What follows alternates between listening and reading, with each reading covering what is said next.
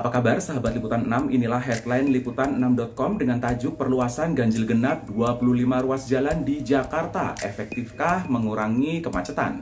Saya Wayan Diananto dan inilah laporan selengkapnya.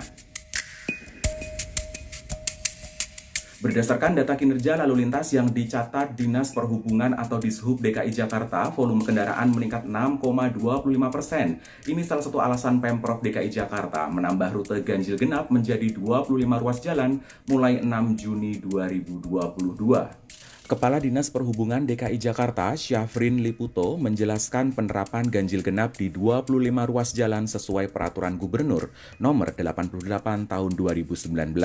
Diterapkannya kebijakan ganjil genap ini telah memenuhi persyaratan, salah satunya sosialisasi secara masif kepada masyarakat hingga diterapkan pada 6 Juni 2022. Diharapkan ganjil genap di 25 ruas jalan menurunkan kinerja lalu lintas pada ruas jalan paling sibuk. Namun, produktivitas masyarakat ibu kota kembali naik. Direktur Lalu Lintas Polda Metro Jaya Kombes Pol Sambodo Purnomo Yogo membeberkan 12 rute baru yang menerapkan ganjil genap, antara lain Jalan Pramuka, Salemba Raya sisi barat, dan Salemba sisi timur mulai dari Simpang Paseban Raya sampai Diponegoro. Selain itu, Jalan Stasiun Senen, Kramat Jati, dan Gunung Sahari. Tanggal 6 sampai 12 Juni 2022 dilakukan uji coba di 12 ruas jalan tersebut. Pelanggar tidak dikenakan tilang.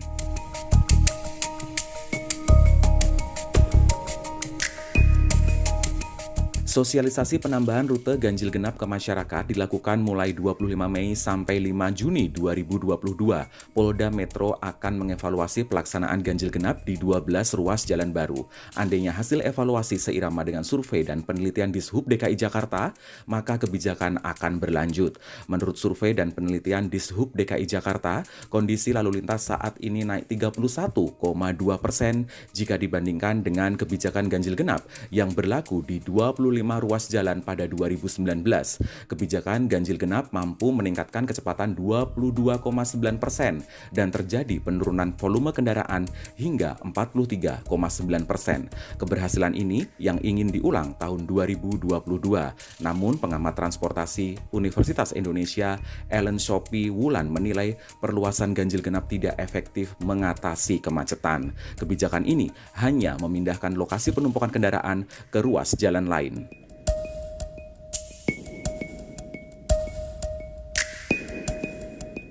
Pengamat transportasi UI Ellen Sophie Wulan menyebut biang kerok kemacetan Jakarta yakni meningkatnya volume kendaraan tiap tahun. Belum lagi, bagi kalangan borjuis, penerapan ganjil genap tidak memengaruhi aktivitas mereka lantaran mobil yang terparkir di garasi lebih dari satu dengan plat nomor ganjil dan genap.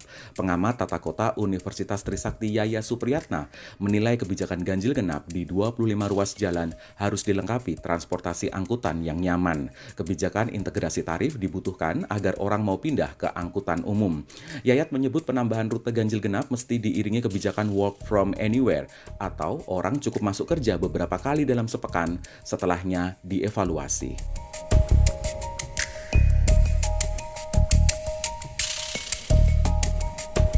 Sementara itu, Gabungan Industri Kendaraan Bermotor Indonesia atau Gaikindo mengklaim penjualan mobil sepanjang 2022 melonjak jika dibandingkan periode yang sama pada tahun lalu. Kenaikannya 30,43%. Total penjualan domestik pada April 2022 sebanyak 82.877 unit, susut 15,89% dari bulan Maret yang mencapai 98.544 unit. Meski demikian, penjualan pada April 2022 tumbuh 5,02% jika dibandingkan April tahun lalu. Namun, pengamat transportasi Azaz Tigor Nainggolan menyebut kemacetan Jakarta dipicu banyak faktor, termasuk perilaku pengendara yang tidak disiplin dan parkir sembarangan. Ia berharap kebijakan ganjil genap ini dikembangkan menjadi electronic road pricing atau jalan berbayar elektronik. Demikian headline liputan6.com, saya Wayan Diananto undur diri. Sampai jumpa.